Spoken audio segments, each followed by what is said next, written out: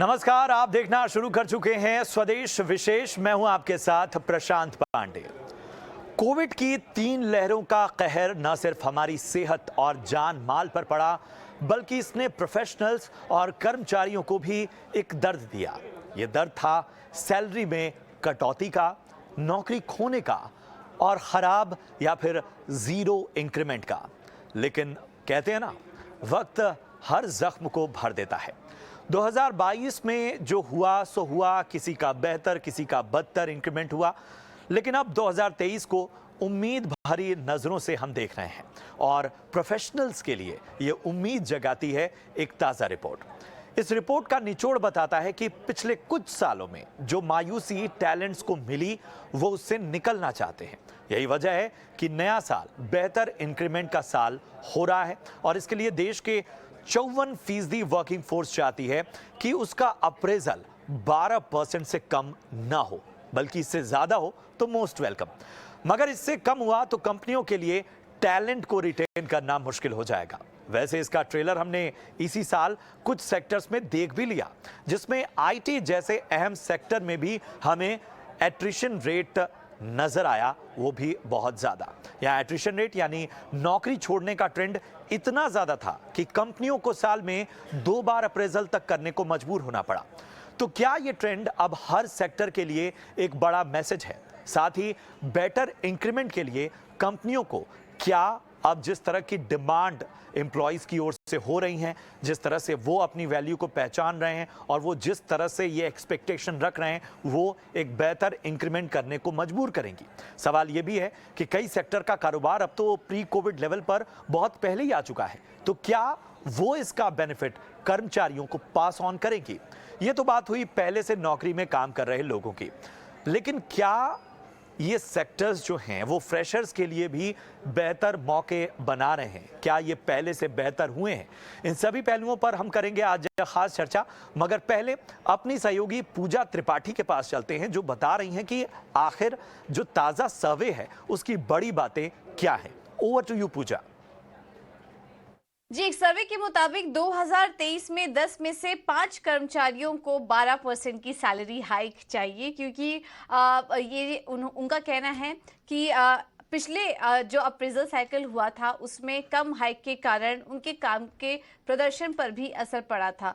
तो एक सर्वे हुआ जिसमें कि 9 इंडस्ट्री के कुल 1800 कर्मचारियों ने पार्टिसिपेट किया और सर्वे में कुल 62% यही मानते हैं कि पिछले अप्रेजल से वो खुश नहीं है और इस बार उनको 12% से ज़्यादा की हाइक चाहिए। अब ये इस वजह से भी हुआ क्योंकि हमने देखा कि ग्लोबल मंदी और महंगाई का माहौल था।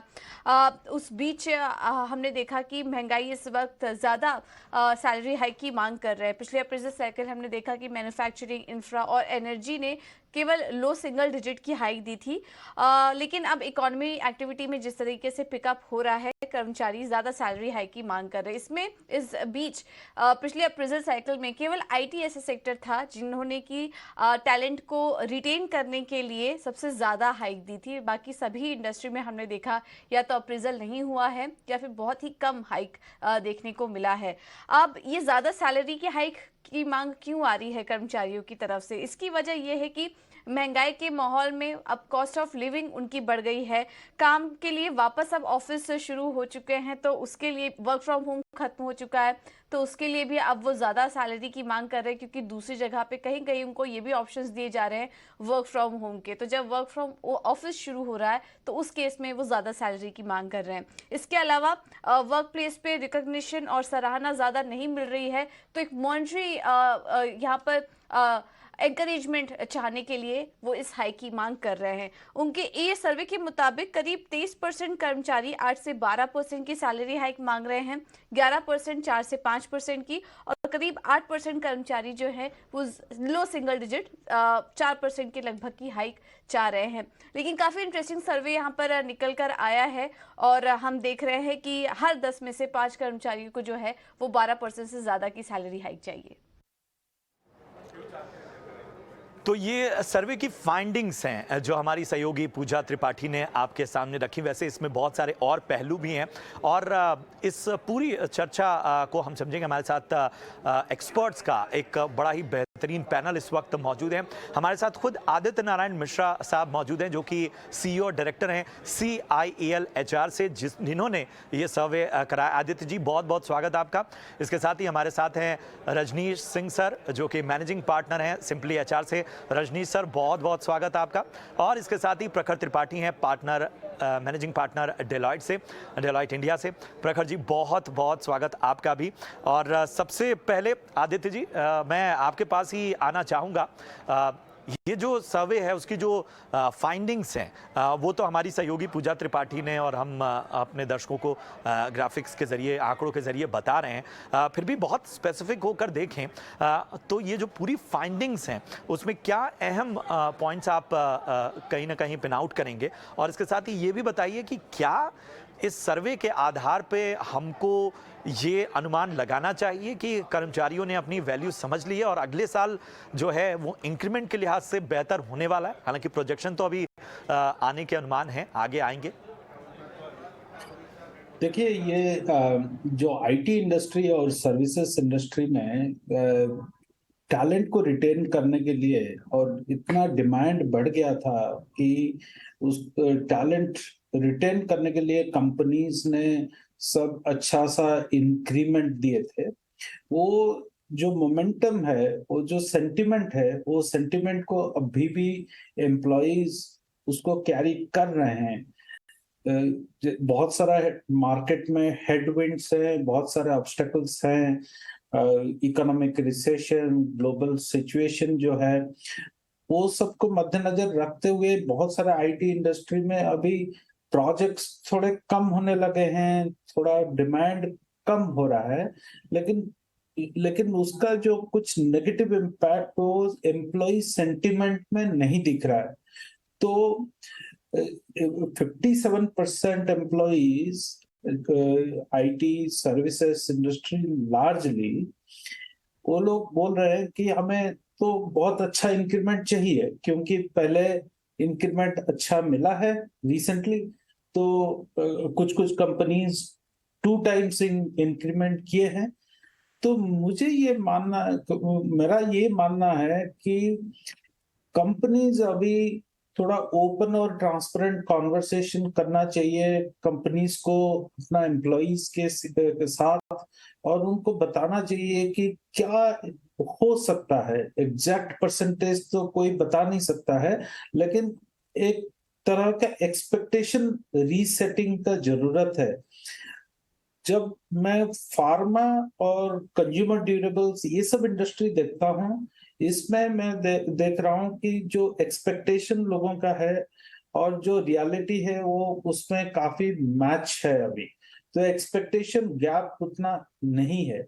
मैन्युफैक्चरिंग, इंजीनियरिंग, कंस्ट्रक्शन, ये जो सब इंडस्ट्री सेगमेंट्स हैं, अभी इकोनॉमी में काफी सारा कंस्ट्रक्शन एक्टिविटी, इंजीनियरिंग एक्टिविटीज हो रहे हैं।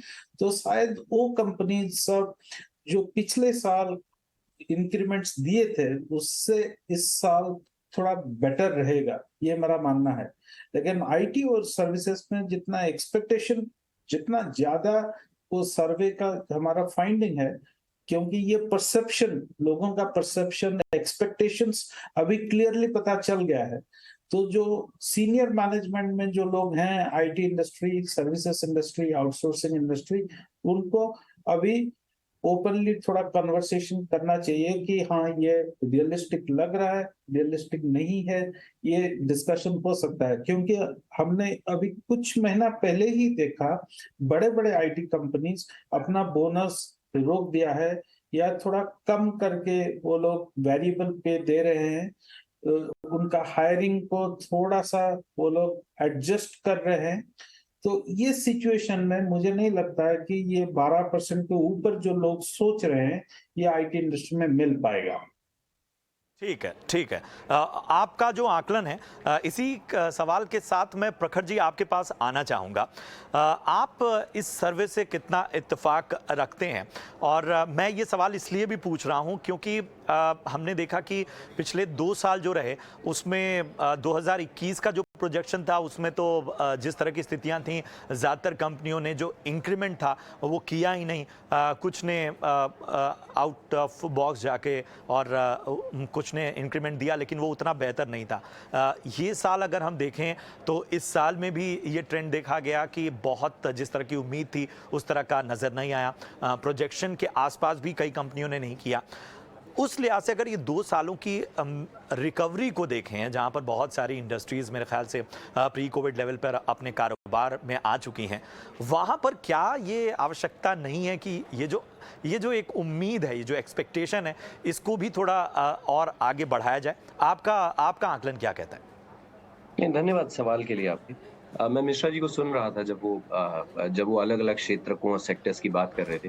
देखिए 3 चीज़ें हैं इसमें, अगर 3 तरीकों से अगर आप इस समस्या को देखेंगे। एम्प्लॉइज़ की अपनी एक्सपेक्टेशन है, उनकी अपनी आशाएँ हैं कि हम 12% इंक्रीमेंट चाहते हैं, आपने कहा 10 में से 5, 50% के आसपास। पहली चीज़ तो ये कि अलग-अलग सेक्टर्स में अलग-अलग तरह की रिकवरी हुई है। तो अगर आप पूरे हिंदुस्तान के अलग-अलग क्षेत्रकों को देखेंगे, हर सेक्टर एक तरह से नहीं रिबाउंड हुआ। 2021 में आपने देखा हॉस्पिटैलिटी, आपने देखा पावर, आपने देखा इनिशियल लेवल्स पे एफएमसीजी में बहुत ज़्यादा हिट आया था। In the demand supply there was a huge deficit in demand. Demand काफ़ी नीचे चली गई थी। वो चीज़ आपने लोगों के एम्प्लॉइज़ के जिस तरह के इंक्रीमेंट्स आए उसमें भी रिफ्लेक्ट हुई। 2020 मार्च में जो इंक्रीमेंट्स हुए, दिसंबर 2020 में जो इंक्रीमेंट्स हुए, वो बहुत ही निचले स्तर के थे। उसका एक बड़ा कारण ये भी था कि अगर आप कंपनियों के नजरिए से सोचें, तो जो कंपनियों का ऑपरेटिंग एक्सपेंडिचर था उस समय, उस दौर को ज्यादातर लोगों ने कॉशियस ऑप्टिमिज्म कहा, कि लोग देखना चाह रहे थे कि कैसी चीजें बदलती हैं, और cash used to be the king, companies cash को कंजर्व कर रही थी, इसलिए इंक्रीमेंट्स थोड़े म्यूटेड थे। 2021 बहुत हद तक मार्च 20-21 में जिस तरह के इंक्रीमेंट हुए वो काफी अच्छे थे। इनफैक्ट अगर आप उस पिछले साल इस साल के मार्च में जाएंगे तो आप देखेंगे कि आईटी को बहुत बढ़िया इंक्रीमेंट्स मिले, फार्मा सेक्टर में बहुत बूम था, रिटेल ने बहुत अच्छे इंक्रीमेंट्स देखे। अब आईटी एज अ सेक्टर में 3 बड़े हिस्से होते हैं, एक आईटी सर्विसेज होता है, एक आईटी प्रोडक्ट होता है, एक थर्ड पार्टी आईटी सर्विसेज होता है। आईटी प्रोडक्ट्स ने बहुत अच्छा किया, पिछला 1 साल उनके लिए मेरे ख्याल पिछले दशक से बेहतर रहा होगा, तो आईटी प्रोडक्ट ने उस तरह के नंबर दिए।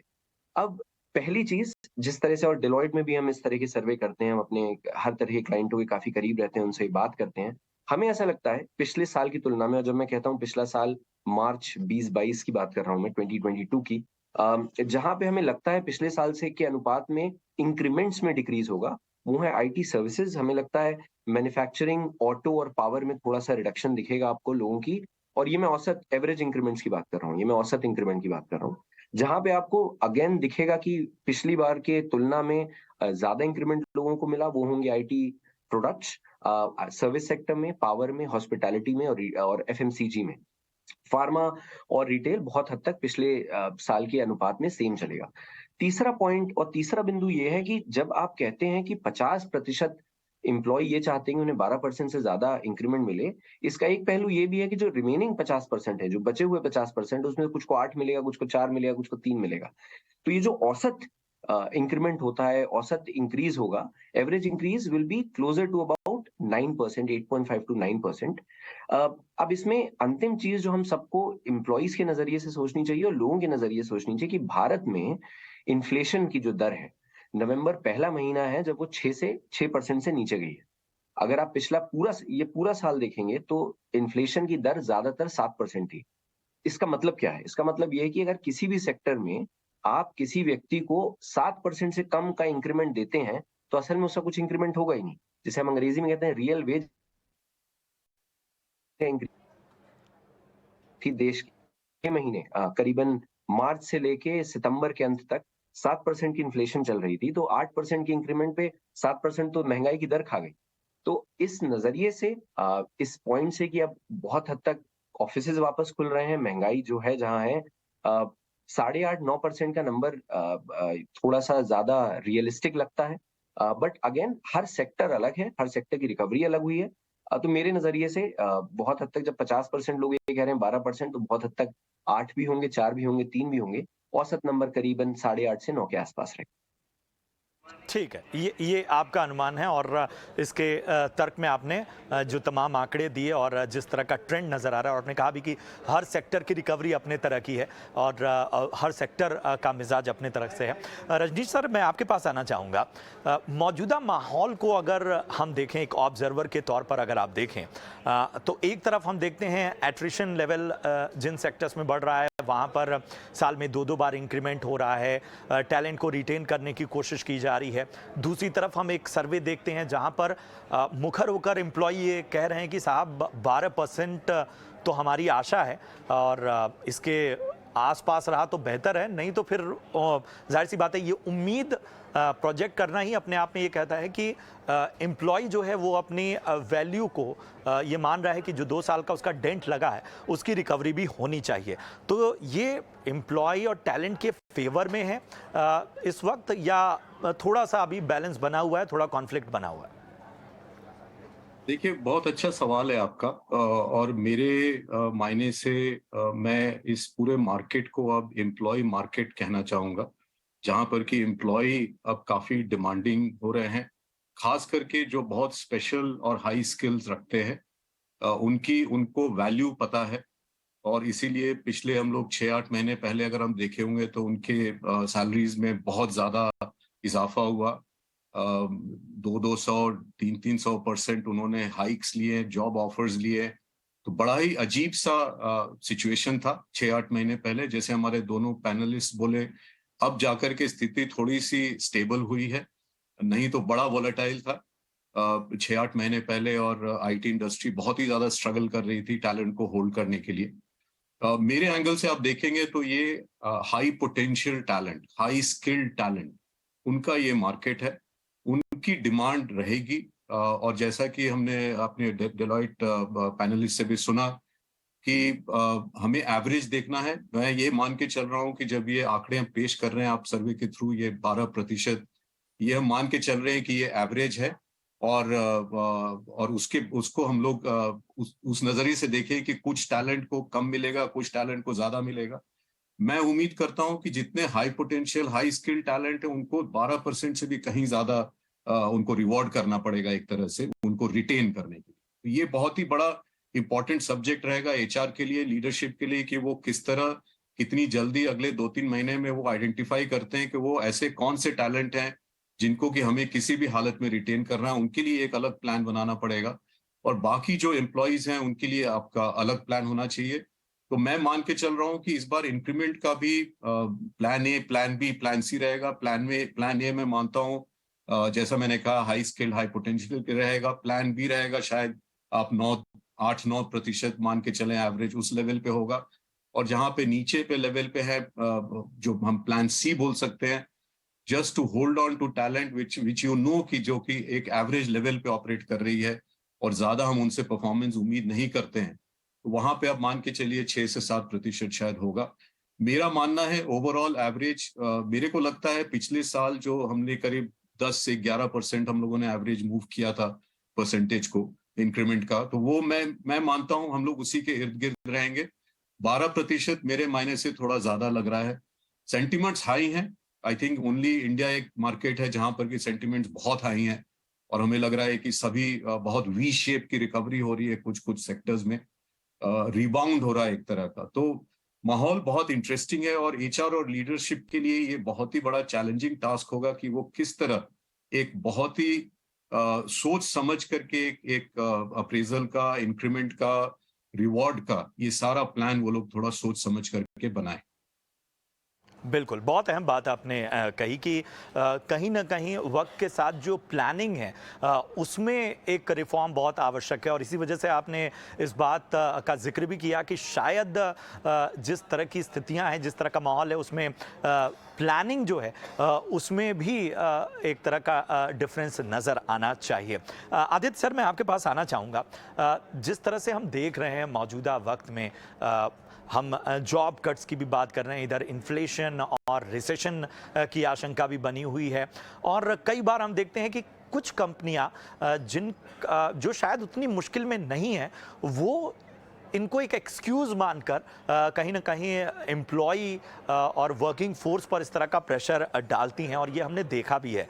ऐसे में क्या अब ज्यादा एम्प्लॉय अवेयर हुआ है अपने सेक्टर को लेकर, और यही वजह है कि इस तरह की फाइंडिंग्स हमें नजर आ रही है? नहीं, देखिए, ये कोविड के बाद जो रिकवरी हुआ है, एक पॉजिटिव सेंटिमेंट क्रिएट हो गया है amongst all citizens across all age groups, across all levels. हमने देखा ये जो अक्टूबर से दिसंबर तक, मान लीजिए सितंबर से दिसंबर तक जो फेस्टिव टाइम में ऑल कंज्यूमर प्रोडक्ट सेल्स सबसे बेहतर रहा। अभी ऑनलाइन सेल्स बोलिए, offline, fast moving consumer goods, durables, electronics, सब कुछ, ऑटोमोटिव्स, सब सेल बहुत बढ़ चुका है। तो ये फिगर्स ये दर्शाते हैं कि अभी कंज्यूमर ऑप्टिमिज्म, कॉन्फिडेंस जो है वो बढ़ चुका है। इसलिए बहुत सारे एम्प्लॉइज अपना तो एक्सपेंसेस तो वो बढ़ रहे हैं एक पॉजिटिव आउटलुक, पॉजिटिव सेंटिमेंट की वजह से, और एक तो इन्फ्लेशन तो है ही। तो ये दोनों फैक्टर कंबाइन करके इसलिए एक्सपेक्टेशंस बढ़ रहे हैं, इसलिए वो पॉजिटिविटी लोगों का ऐसे उम्मीदें बढ़ चुके हैं कि अभी मेरा एम्प्लॉयर, उनका बिजनेस तो अच्छा चल रहा है तो शायद मुझे अच्छा ही इंक्रीमेंट मिल जाएगा। लेकिन फैक्ट ये है, आपने जैसा बताया कि इन्फ्लेशन, इकोनॉमिक रिसेशन, ये सब भी रियलिटी है। ग्लोबल सिनेरियो जो है ये तो रियलिटी भी है। जो इंडस्ट्रीज ग्लोबली कनेक्टेड हैं बहुत सारे, तो वो इंडस्ट्री में इसको डिस्कनेक्ट करके एम्प्लॉय का कॉन्फिडेंस और एम्प्लॉय का सेंटिमेंट को ऑनर करना बहुत ही मुश्किल ठीक हो है जाए। आदित्य सर, आदित्य समय कम है, मुझे कुछ और सवालों की ओर बढ़ना पड़ेगा, और जाहिर सी बात है कि इन सब के बीच में ये बात समझ में आई है कि जो स्किल्ड लोग हैं उन्हें अपनी अहमियत जो है वो समझ में आ रही है। वो एक स्ट्रक्चरल जो एक पैटर्न बना हुआ है वो कहीं ना कहीं चाहते हैं कि उसमें भी रिफॉर्म नजर आए। प्रखर, हमने उन लोगों की तो बात कर ली जो ऑलरेडी नौकरी कर रहे हैं और जो अपनी जॉब चेंज और एट्रिशन के माहौल, बाकी सभी चीज़ों को बहुत अच्छे से ऑब्जर्व कर रहे हैं। ज़रा फ्रेशर्स की बात कर लेते हैं। क्या कहता है आप लोगों का आकलन कि किस तरह का रहने वाला है 2023 अगर साल देखें फ्रेशर्स के लिहाज से? क्योंकि कई सेक्टर्स जो हैं वो ये जो हम कह रहे हैं कि स्किल्ड लोगों की कमी से जूझ रहे हैं, और वहाँ पर एक तरह से उनके पास इतना भी समय नहीं है कि वो फ्रेशर्स को ट्रेनिंग में ज़्यादा समय दें। तो किस तरह का रुझान वहाँ नज़र आ रहा है? देखिए, आपने बड़ा अच्छा सवाल पूछा है, क्योंकि आपने अपने सवाल में ही उस सवाल का जवाब भी निहित कर दिया था। आपने कहा कि फ्रेशर्स को हायर करना है, पर साथ-साथ उनके पास इतना समय भी नहीं कि वो उनसे ट्रेन कर पाएँ। तो पहली चीज़ तो इस सब में ये है कि जो फ्रेशर्स ज़्यादातर मूल रूप से आते हैं नौकरी में, और इनमें ज़्यादातर आप देखेंगे तो मैन्युफैक्चरिंग, आईटी और मैन्युफैक्चरिंग ने सबसे ज़्यादा हायरिंग की, अगर पिछला दशक देखेंगे आप। ये जिसे मास हायरिंग कहते हैं। बट वो सब बच्चे जो इन कंपनीज में जाते थे, उन्हें उसके बाद एक तरह से फिर से प्रशिक्षण दिया जाता था। They used to be trained again, क्योंकि जिस तरह का स्किल एक कंपनी को चाहिए था, वो अक्सर हमारी शिक्षा व्यवस्था में उस तरह से पढ़ के, सीख के बच्चा नहीं आता। अब ये अगेन हमने अपनी तरफ से एक सर्वे किया था, हम हर साल करते हैं इसमें, जिसमें हम जाते हैं और कैंपस में लोगों से पूछते हैं कि भई इस साल आपके यहाँ कितने बच्चे कहाँ कितने पैसे पे प्लेस हुए? क्योंकि पिछला साल फ्रेशर्स के लिए बहुत हद तक अच्छा था। और जब आप फ्रेशर कहते हैं तो फ्रेशर्स को भी कुछ तरह से इस डेटा को तोड़ना ज़रूरी है। भारत में कई तरह के कॉलेज हैं। अगर आप top of the heap, top league colleges देखेंगे, उनके प्लेसमेंट में बहुत हद तक फ़र्क नहीं पड़ा। जिस तरह से बच्चे पहले प्लेस हो रहे थे, ऑन एन एवरेज बच्चों के पास 2 से 3 ऑफर्स थे, वो वैसे के वैसे हैं। अगर आप बेली देखेंगे, जिसे जहाँ पे ज़्यादातर हमारे देश के कॉलेजेस इंजीनियरिंग हो, या वो एक तरह से आप मान लीजिए कि दूसरी तरह की यूनिवर्सिटी के कॉलेजेस हैं, वहाँ पे रिक्रूटमेंट स्लो डाउन हुआ था 2020 में, और जिन बच्चों को ऑफर भी मिले थे, उनको 2021 तक जॉइनिंग नहीं मिली थी। क्योंकि पहली चीज़, कंपनीज ने ऑफर दे दिए थे, अपनी बेंच सिक्योर कर ली थी, पर उनके पास इतना ना तो काम था कि वो लोगों को बुला पाएँ, ट्रेन कर पाएँ, तो उसमें कुछ हद तक थोड़ा-सा एक तरह का स्लो डाउन दिखा था। 2021 was a very good year, बहुत अच्छा साल था बच्चों के लिए भी, नौकरियाँ भी थी मार्केट में। देखिए, स्किल की कमी इस देश में है, प्रीमियम की बात आई थिंक मिश्रा जी भी कर रहे थे। स्किल जहाँ पे है वहाँ प्रीमियम मिलेगा। पर ये जो बच्चे इस कॉलेज से आते हैं और जब ये नौकरी में आने के बाद इनको स्किल टैलेंट में डाला जाता है, उसके बीच का एक सफर है। अब उस सफर को तय करने में उन्हें थोड़ा वक्त लगता है, जहाँ पे कंपनीज अपने हिसाब से बच्चों को ग्रूम करती हैं।